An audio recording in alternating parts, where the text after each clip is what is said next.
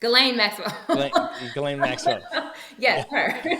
yeah. Yep. Wait, can we do? I can't. I'm just still. I know it's sort of done, but I am just curious. I really genuinely curious. What do you think about Ghislaine? We have a lot to talk about. Let's talk about Ghislaine. I want to talk about Ukraine, and then but even in addition to that, I want to talk about the social media piece of that Yeah. that I wasn't aware of. It I think is interesting also.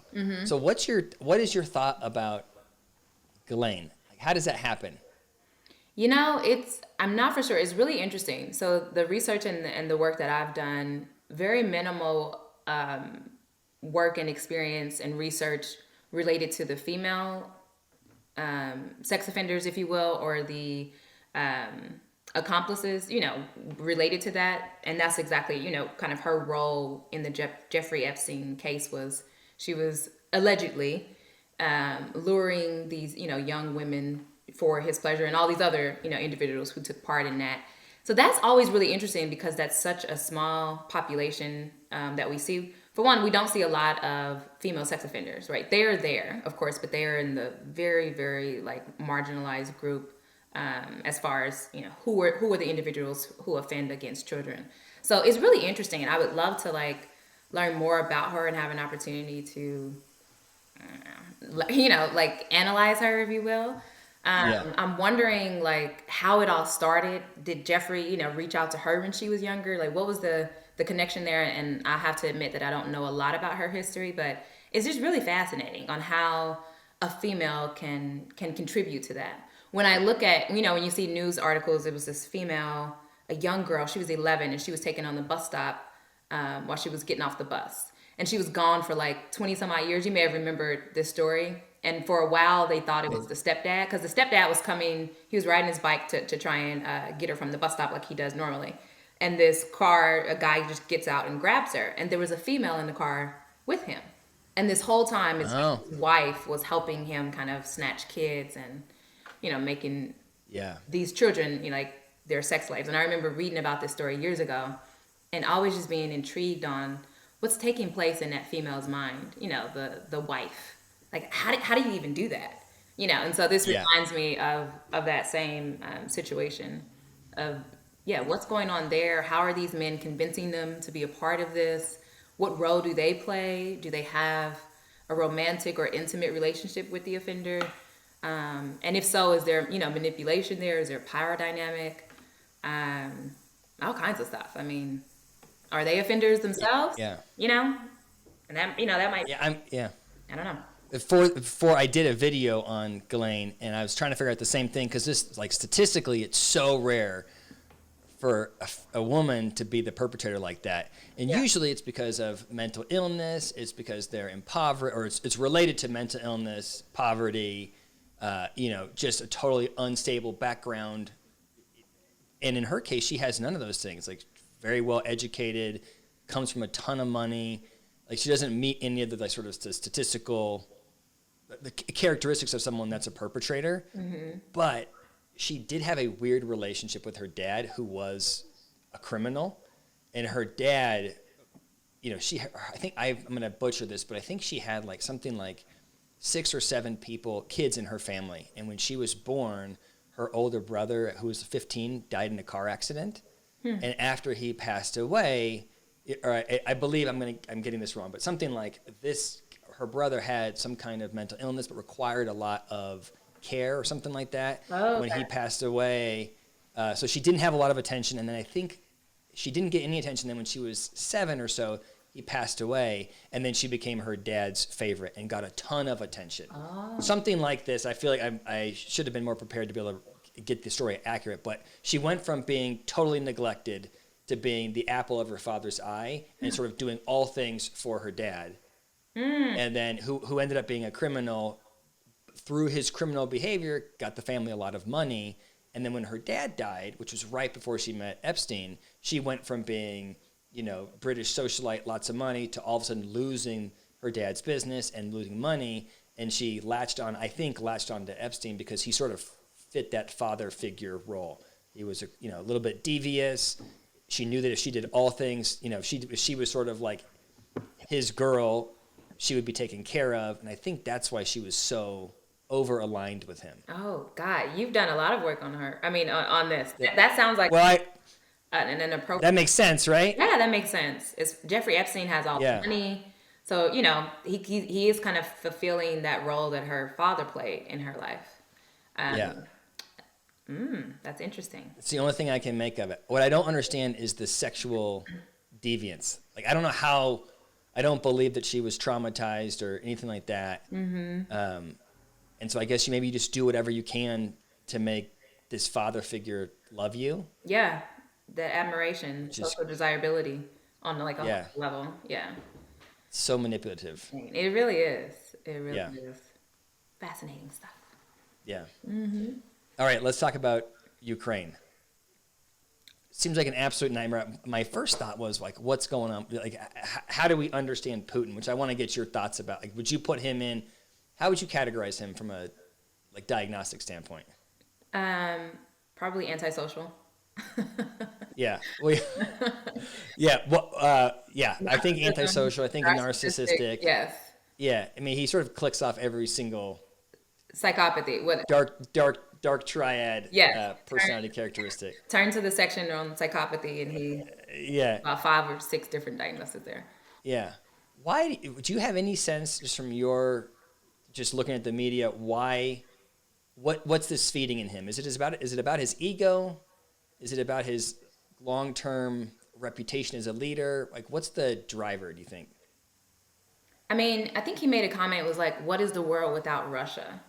So I think it's this kind of it is ego, right? It's this positioning of himself and his power, right? His country of Russia at the center of the universe.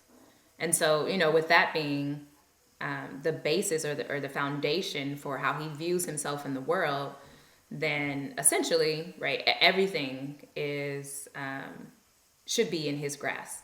So, Ukraine, they're not a legitimate. That's what he said. They're not a legitimate country. They should be a part of Russia. And then the threats that he's saying, like if anyone intervenes, the threat of nuclear attacks on them. And then the Ukrainian president said something that I thought was chilling, that if the world stands aside, like soon the war will be kind of at their door. And so I think that speaks to how he views the intentions of Vladimir Putin to be like global domination. And that's the case for every dictator, every, psychotic ruler that we see. They want global domination, that ultimate power, money, influence, all of that. And that feeds into, the way that we know narcissism to work, the way that we see, antisocial behavior and all of those psychotic disorders in kind of to operate in that sense. Yeah. I'm concerned that there isn't, I think logically, just based on the economic sanctions, it makes sense for Russia to pull back. But I think that because he's such a narcissist, like I think our risk is that he has a narcissistic injury. He's getting just, the world is attacking him and saying what a horrible leader he is, which is, I don't think is what he wants. I think he wants to be viewed as a strong and powerful leader. And I'm worried that if he gets pushed too far and is not successful, then he'll make a really stupid decision as far as nuclear war. Yeah. I feel like that's how it could happen is he goes, no one's listening to me, screw all of you, and starts moving that direction. And I don't know what off-ramp he has to get, like, how does he save face at this point and preserve his ego? That's obviously pretty fragile. You know? Yeah. I mean, I think I was listening to a journalist talk about this recently on NPR, and like ultimately he has to take Ukraine. I mean, that's in my mind, that's the only way that he saves face, right? He anticipated that it would take 2 days. He underestimated, the fight and the perseverance and the determination of the Ukrainians, and it's not taking 2 days, right? It's been a week. And so now he's, threatening nuclear war and whatnot. I think that is how he saves face is, I was wrong here, but ultimately I will be right because we will persevere and we will take this land that's ours. It should be ours, ultimately. And you're right. I think in a sense, he may be pushed to the point where he's already made a dumb decision, right? That was already incredibly stupid and horrible. And I think he's just going to dig his heels into the ground. Yeah. I don't know what it is, but I wish there was a way for the world to validate him as a leader. To say like, oh, you were so smart because you did X, Y, and Z. Now you can exit Ukraine. Now you can exit the war. Like if there's a way to feed, like psychologically, to feed his ego so that he could exit without feeling like an absolute failure. And I feel like he can't. So you think that if the world validates him, then he would get what he needs, and he would. Yeah, the world can't. I know I'm making this up, but I think what happens is he made this decision to go to war, and he has gotten, I think, more pushback from the international community than he thought. Mm-hmm. He's being chastised across social media. People, the Russian oligarchs, no one internally or externally thinks this is a bad or a good decision. Right. Everybody thinks he's a horrible leader. Right. I think he hears that, and because he's a narcissist, he gets defensive, and it's I'll show you. He becomes more determined, and I feel like the only way for him to exit himself is for him to go think that he has saved face in some way. And I just don't know. I don't think there's an option for that. But that's psychologically is what would require. That's what would be required for him to step out. I think. Yeah. Being shamed and being shamed and told that he's stupid is not going to lead him to go, "Ooh, I made a mistake." Yeah. He has to be like, yeah. Right. So I mean, you think about all the power he's had in Russia, right, up until now, and then even in the last year, the amount of kind of restrictions he's put on the people as far as limiting protests and all of that stuff has been kind of building up to where he is now the government sanctioned television stations and all of that. Like he has control over every aspect of his country. So I'm like, he should have been okay with all of that validation. That was all manufactured, right? So I'm like, I don't even know if the world, telling him that he was great. Trump was saying that, a couple of years ago. Oh, he said a lot of the Republicans were like, we admire him. God, he's such a great statesman. Yeah. I remember them saying. So I don't know. Yeah. And that's the thing with narcissism. That's the thing with an overindulged ego is that nothing ever suffices. Nothing is. Yeah, you can't. You're not going to fill him. You're not going to fill him up and have him be like, "Oh, now I'm full." Yeah, absolutely. I agree. Right. And I wonder if kind of raising it to a higher level in my mind of that this is just ego driven, actually diminishes. I think to a certain extent, not diminish, but puts a glossy kind of view of kind of the root of it is power and. Devaluing of humans, you know what I'm saying? So it's I think we take it to a higher psychological. If you think about the hierarchy of needs, the ego is kind of a little bit higher, but here is core is just that I'm a horrible person, right? And I don't value human beings at all. I don't value freedom. I don't value any of that.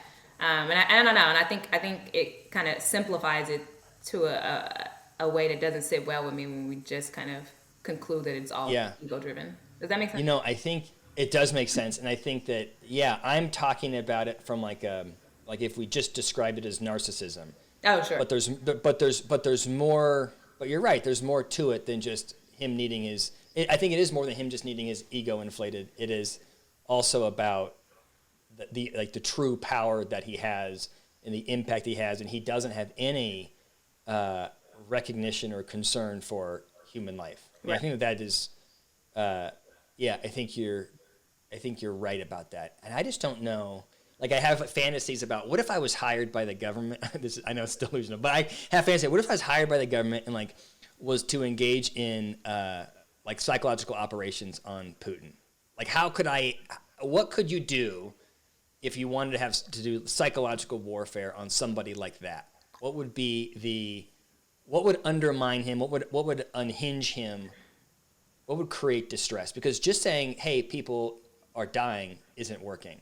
What's the psychological mechanism you could use to? Right, and so part of me thinks, well, if you that's part of me is like, oh, if you made him feel good, maybe he would dial it back. That'd be one way to do it. Part of me feels like if you, you know, if somebody went out, like, what if Jeff Bezos goes out and goes, I'll give $1 billion to whatever team of people inside of Russia kills Putin. Oh snap! That's crazy. Just on social media, and then Putin's got to look around and be like, how much did I pay that guard last year? You know what I mean? It would be it would get him to be a little bit insecure about because he knows that he pays these people and that's why they're supportive. Yeah, for sure. That's why he sits at the table and 20 feet away. Everyone else is. I read that today. He's so afraid of COVID. No, it's not COVID. No, it's not. I read COVID. No, he's worried about people assassinating him. That's what I would be. That's what I would think. Yeah, you're right. Yeah, he's calling it COVID, but it's really. Yeah. God, that's a great question. I don't know. I would think you strip away his power. I think that would be the way. Because when you think about an intervention, right, and there has to be, going back to my days organizing unions that I did like right out of college for a few months, we work to find the way to agitate someone to action.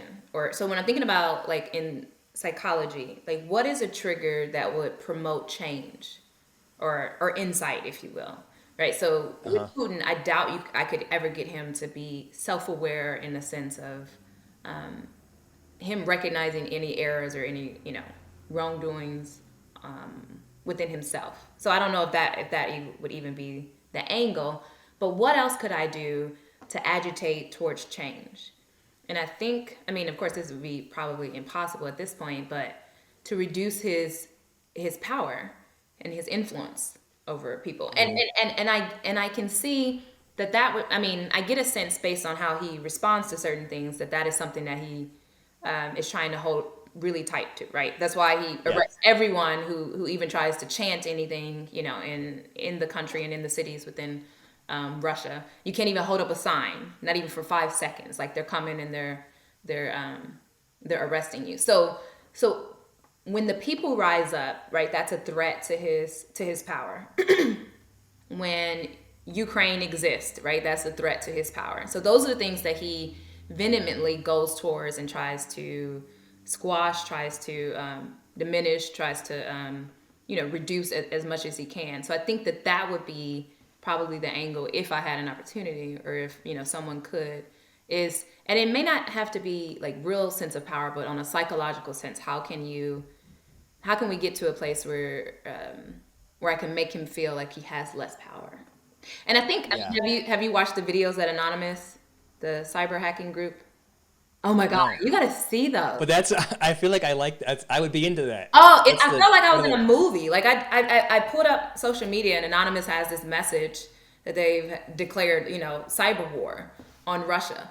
And they're going through all the things they were gonna do.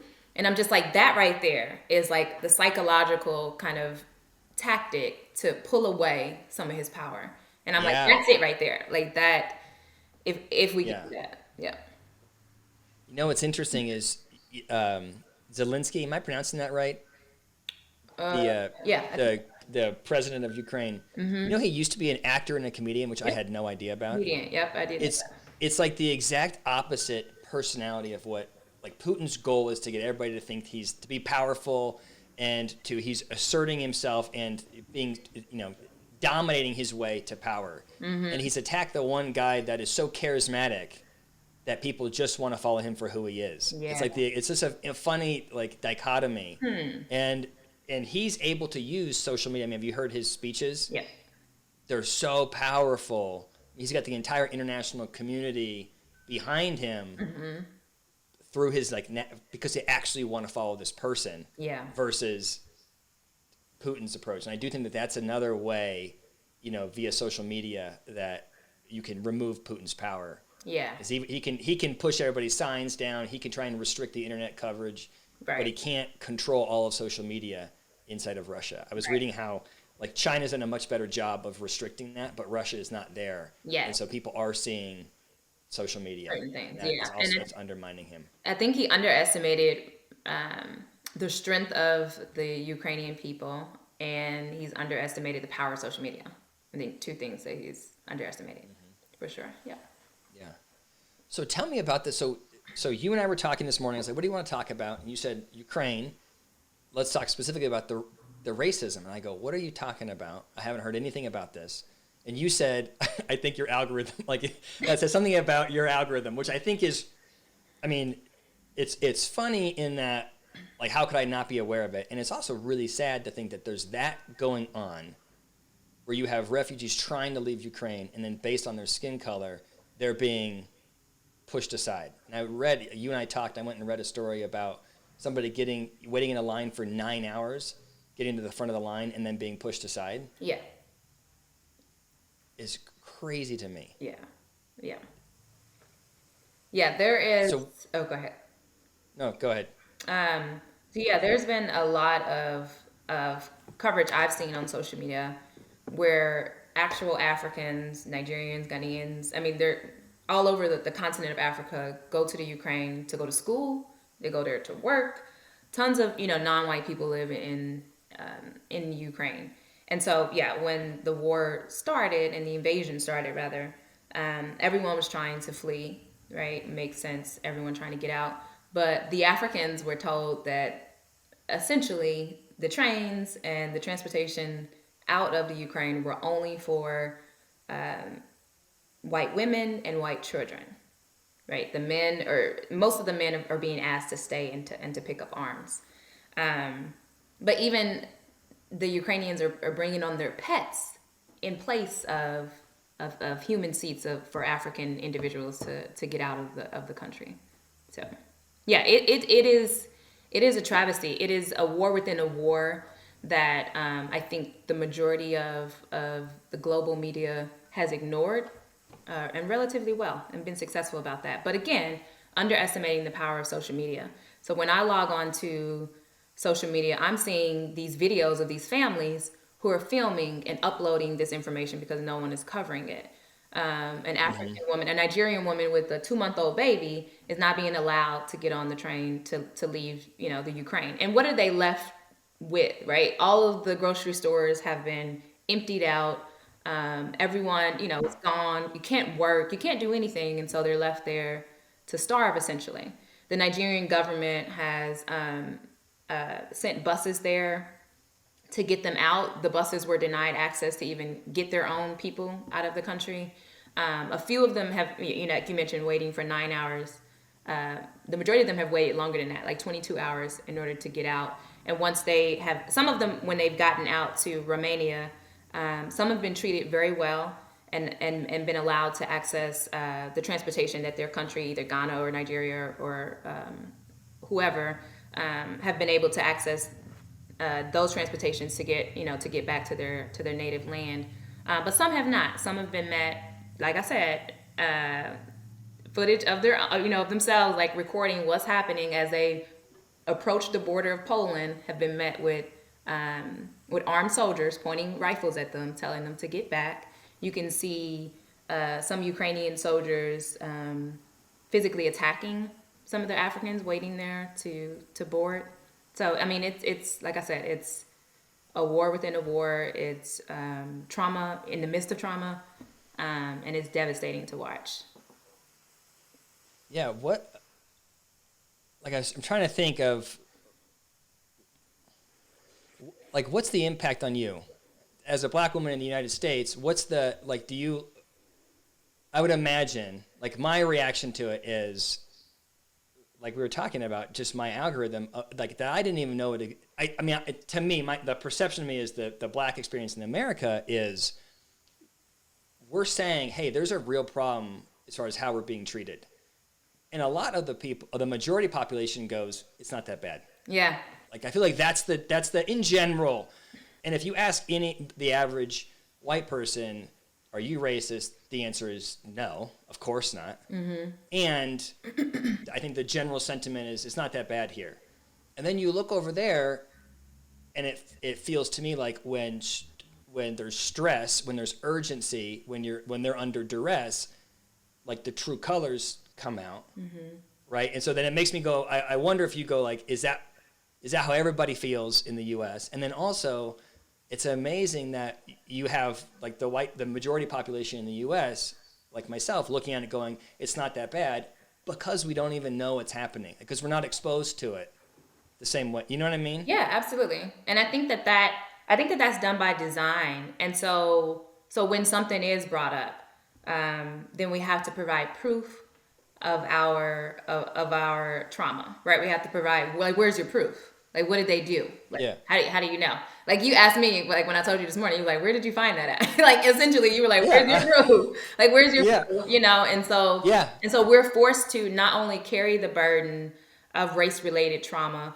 we're also forced to inform you about it, provide you with proof and examples, provide you with solutions on how to solve the problem that we didn't even create, right? So this is a Yeah. massive weight that Black people all across the world have to carry and have to deal with. And the fact that you don't know, as I mentioned before, is done by design. Like, this is not on accident. So we talked about, like, your algorithms. Christopher Wiley, as I was mentioning to you before, he wrote the book Mind, F-U-C-K, because I don't know about your podcast if you can say curse words, but You could say fuck. You could say fuck. okay, Mind Fuck. And he talks about the Cambridge Analytic scandal and how the intentionality of algorithms, like, hands down, point blank, like, they're done by design.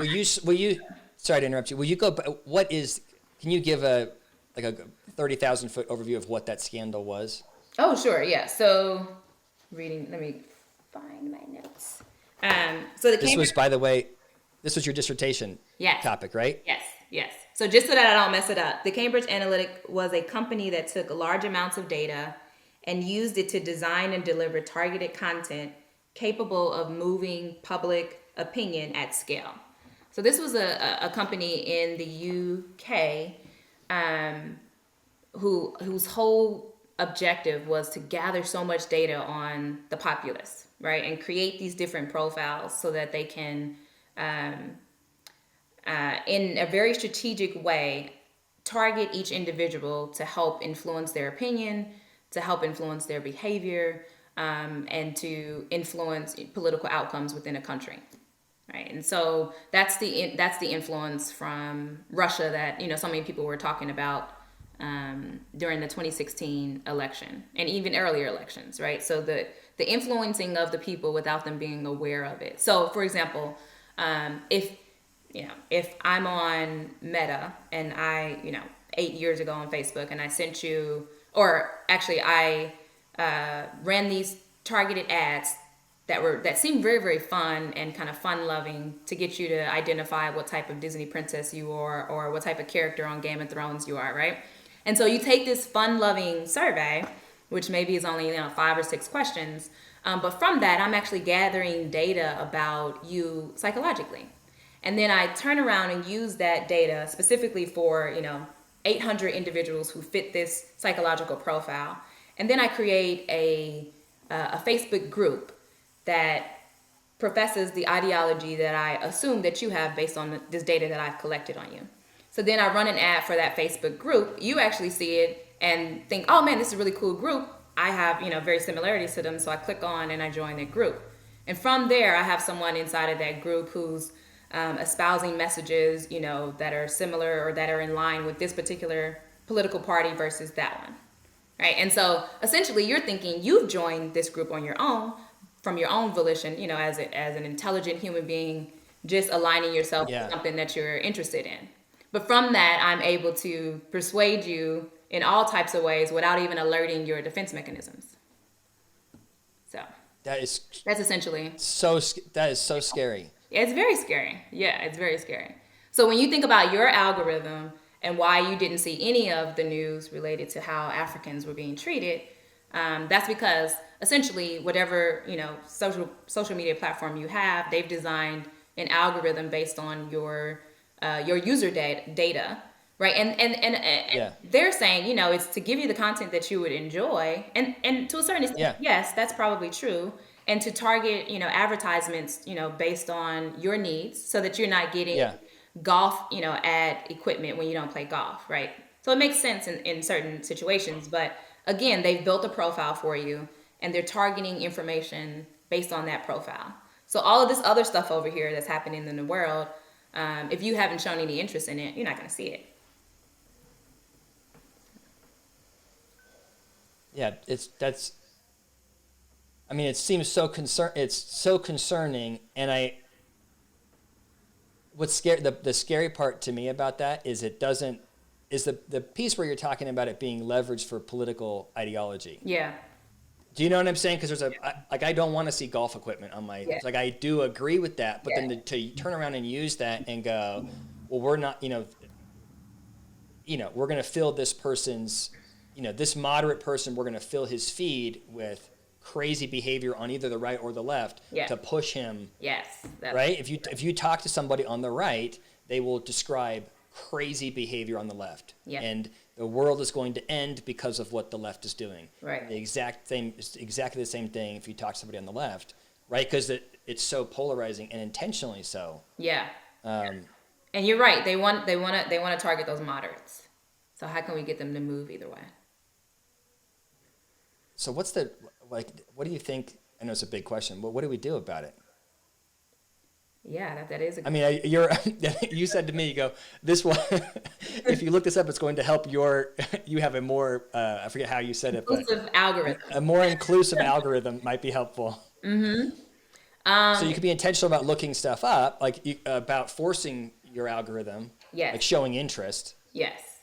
So if you're speaking specifically about racism and learning more about that, right? We live in the information age. There is so much information. You can see experts faster, quicker, and keep up with them, better than we could in any other time frame. So the information is there. Tons of information is there.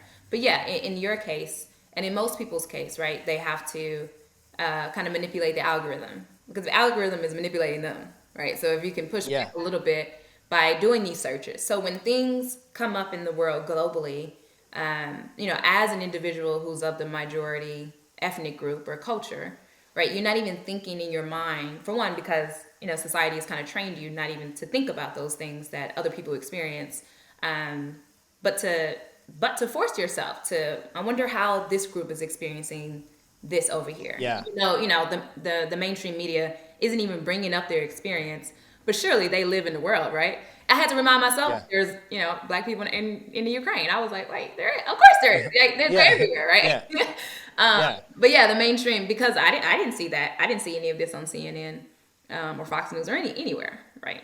Mm-hmm. So yeah, just reminding yourself of their experience and then making those searches, joining those groups, hashtags, all of that stuff. Yeah. Yeah. Yeah. It's interesting.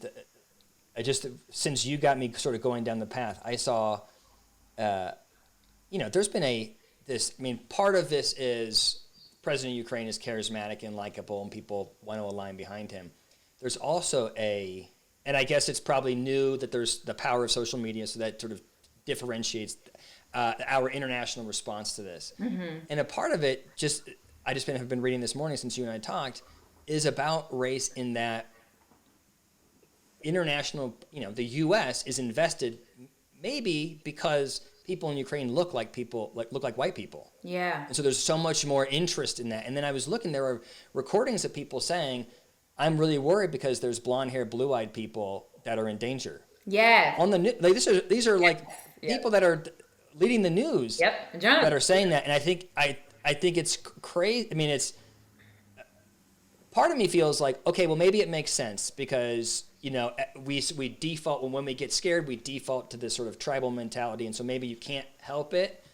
And then I feel like you would hope that as a journalist or that we would have evolved to a place where we could see bigger than that, But I don't remember the last time there was a war in Africa that anybody cared about. Yep. Right? I mean, it is I mean.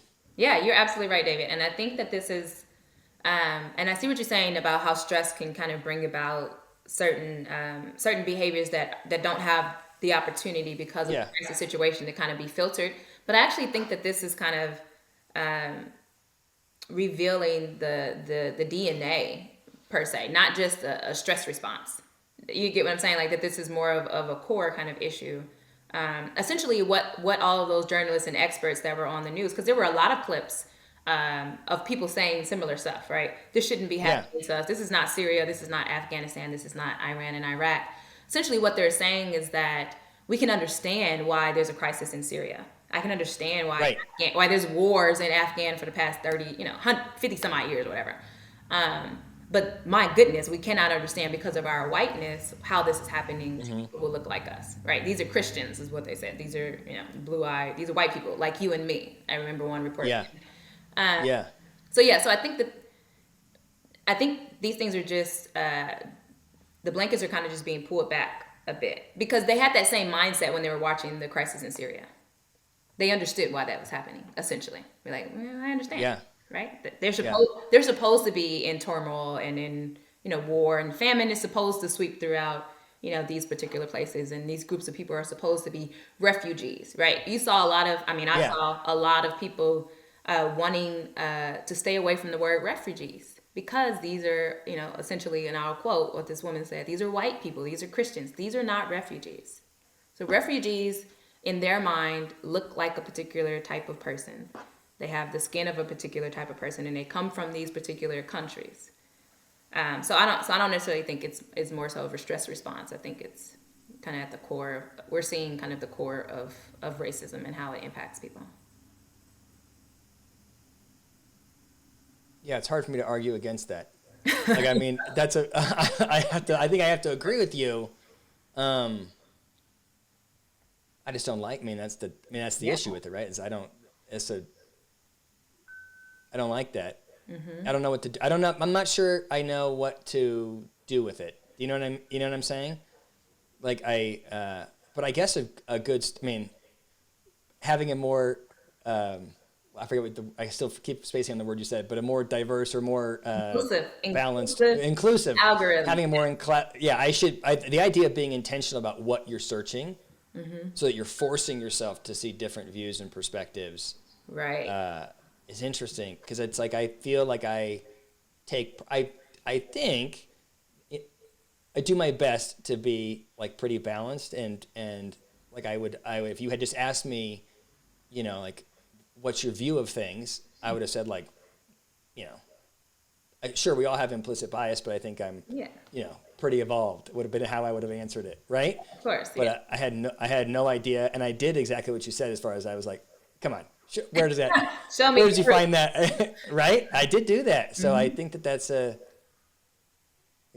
interesting. Yeah, it is, and for all intents and purposes, I think to a certain extent, right, that those choices are outside of our hands when we're talking about like AI, because like you said, like you want to be inclusive, like you're trying, but then not knowing the influence that algorithms are having on what you see and what you don't see. So do you, just out of curiosity, like when you're walking through the world, are you, I don't know what the right word is beyond annoyed, but like when you, like are you looking at people and being like, you don't know what's going on? Like, are you like, are you like, okay, buddy, you don't get it. Yeah. Is that what it feels like? Yeah, it does. Yeah, it's frustrating. It feels alone at times.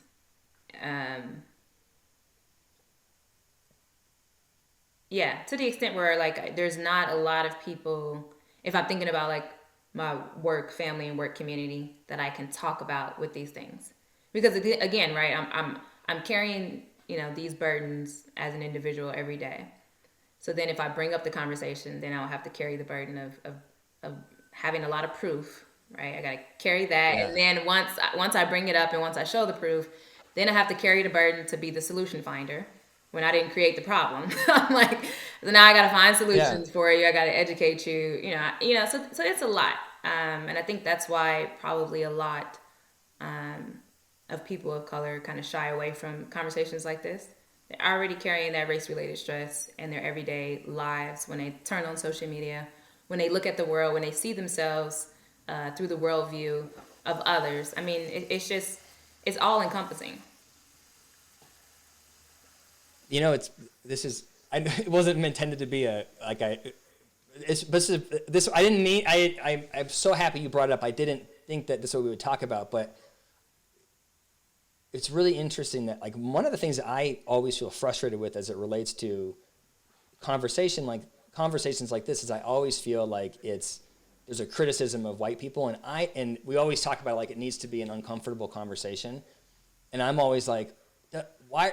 It's only uncomfortable for white people. It's not uncomfortable for anybody else. Yeah. But what you're describing there, which I definitely didn't see, is that it's really uncomfortable it's in a different way. But all the burden that you're referring to, like, I don't have that burden, right? Like, I'm going to say I am saying prove it. I am saying what's the solution, right? The defensiveness does lead for us to relocate that burden pretty quickly. Yeah. Even though I'm like, why does it have to feel so bad? It's not really, it's a different kind of discomfort, but there is definitely discomfort both directions. Oh yeah, absolutely. Yeah. Yeah. Yeah, you're absolutely right. Yeah, well, thank you. Yeah. Well, thank you. What else do you want to talk about? Well, I don't know how to transition out of this. Yeah. I don't know. Let's see. I guess I'd like to hear, I mean, if I can offer a question. What would you think is the solution, like, moving forward? As it relates to what specifically? Just like relationships. What do you mean? In Ukraine, or what are you talking about specifically? Yeah. So, in conversations related to racism and prejudice and discrimination. Yeah. I think that have you seen that book, White Fragility, which I've not read? I need to read it, but I've not read it. Have you seen that book? Yes, I've seen the book. So the title of it is White Fragility, and then it says, like, the subtitle of it is something like, why is it so hard for white people to talk about diversity, equity, and inclusion? It's something like that. Mm-hmm. I've not read the book. I can't stand it. I immediately go, oh, you want to know why it's hard for white people to talk about racism, and you just said that we're fragile. Imagine if we titled the book, The Fragility of People of Color. Mm-hmm. Would you want to read that book? And I feel like what happens is for good reason, there's such frustration with how whites have handled it that it's getting to a place where we're sort of just being insulting. And I think then whites I get defensive, mm-hmm. like, very quickly. Mm-hmm. I don't want to be called racist. I don't want to be called a white supremacist. And so then what happens is, then I'm not listening. Because as soon as I feel like you think that about me, then I have a really hard time, because it's the opposite of who I want to be. Yeah. There may be truth to it. You could say, like, look, I feel like I intellectually understand the privilege. I intellectually understand why I would show up in a way. We've talked about how there are times in a group setting where I take up a lot of space. Maybe I take up too much space.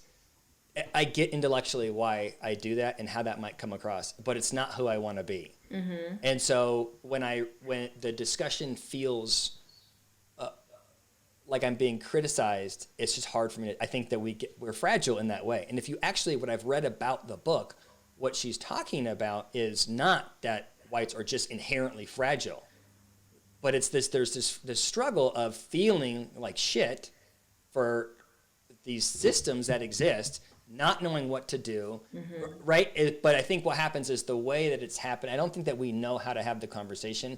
And for too long, at least in my mind, it's been framed like, we need to have an uncomfortable conversation. And to me, that sounds like, oh, goody, David gets to be uncomfortable. Like, that's what it feels like. Do you know what I'm saying? Yeah. I don't think there's an awareness. Like, I truly, like, just in our conversation here, when you were talking about the burden of proof, I would have never thought about that. Mm-hmm. I don't think that we recognize that we're doing that. That's the first thing I asked you. Right. You said, and I go, no, it's not. Where is that? Where are you finding that? Yeah. Right? Yeah. And so I think that, I don't know if I'm answering your question, but that's my reaction to it is, I really don't want to be that way. Mm-hmm. And I think it's a hard,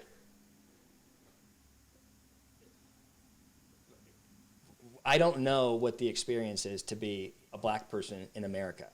And and so it's hard, and I think what happens is I go like, oh, intellectually this must be what it's like, but I'm missing it. And so there are things that we may do or say that are way off base, and we don't have the awareness to be more, I don't know if that word is humble or less presumptuous. Yeah. You know? Yeah. And I think that's a great point. And that's why I love when I was studying in grad school the concept of systems theory.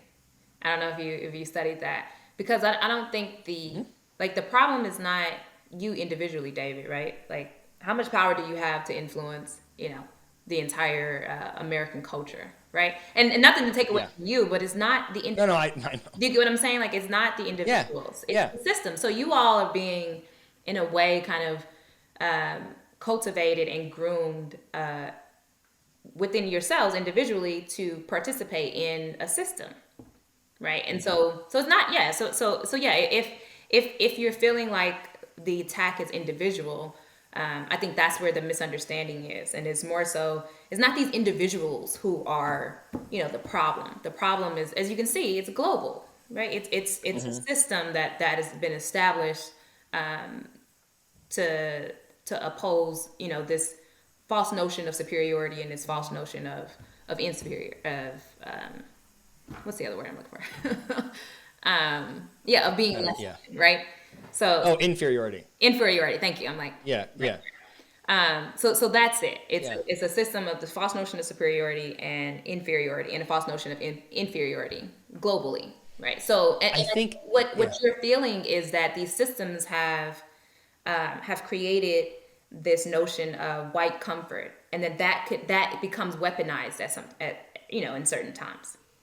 And so you're just a part of the system. You're just participating in the system unknowingly sometimes, right? Because you didn't even know like how your algorithm is preventing you from being aware of certain things. So in a sense, in my mind, a lot of white people are victims too. Like you're not even aware of how this system is influencing you. I mean, I'm trying to think of what's hard about it. It's not that it feels personal to me. Like I know how I feel, and so I don't think. I'm trying to think how to articulate it. I know how I feel, so it's not like I don't think I'm a bad person, or I don't have guilt like that. But what's hard for me is I don't like when discussions, when race, like genuinely, I like you, I like talking with you, and I hate the idea that you would hear me talk and go, what the fuck, the guy doesn't know. I hate like that. I feel like I worry that we can't connect the way that I want to connect because of something that I don't know that I'm doing. Yeah. You know what I mean? And so what I would rather do is go, it's not that big of a deal. Let's just be it. That's what I feel. I'm like, I just would, you know what I mean? I want to say, I get it. Can we move on? And just talk without this being this burden. Yeah. I feel like, I don't know if that's the case for everybody. That's why it's hard for me is I feel like if we talk about it, then I get defensive because I'm like, I don't want it to be an issue. Yeah. You know what I mean? And I don't know if it's, I don't know. But that's what I feel. If it's an issue, does that make you uncomfortable? It doesn't make me uncomfortable. Like finding out it doesn't make me. What makes me uncomfortable is the thought that you think that I wouldn't let you on the train. Like that idea scares the shit out of me. That's what makes me uncomfortable. The fact that it exists, that the reality of history, it's not. We should talk about it. Yeah. I don't want you to think that I would do that. Mm-hmm. And it's scary to me to think that how do you watch the news and you see hundreds of people of color being pushed off the train from all people that look just like me that would say exactly what I'm saying right now, and yet they didn't let him on the train. How can you possibly believe that I would let you on the train? And I hate the idea that the discussion that's what's hard. Does that make sense? Yeah, that's deep. Yeah.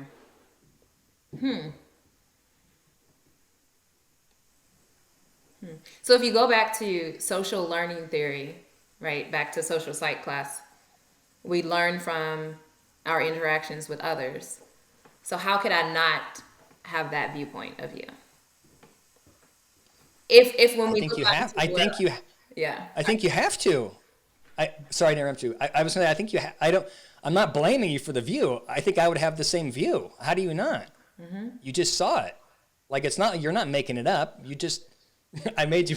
You sent me the articles to prove it. You saw it. So it's like. But I think the experience of somebody who's not under duress is, oh fuck.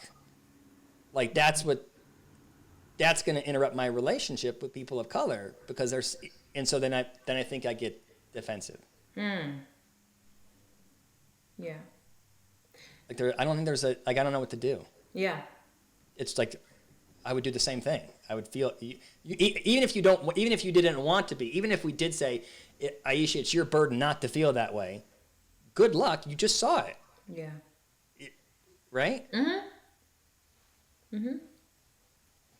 Yeah. It's deep. All right. Yep. This got deeper than I thought. I am so happy. Thank you so much for joining. We must do it again. Yes. You and I both have a call in 2 minutes, so we have to go. But thank you. I really appreciate. It was really fun. Thank you. Thank you. Same here. Yeah. All right. I'll talk to you later. Okay. Bye. Thank you for watching. If you liked it, please hit the like button, subscribe, all those things. I'll link a cool video here, which the YouTube algorithm says that you're going to like. Or you can check out my new channel over here, which is about psychology in general. Different format than this, but I think you'll find it interesting. Check it out. All right. Thanks for watching.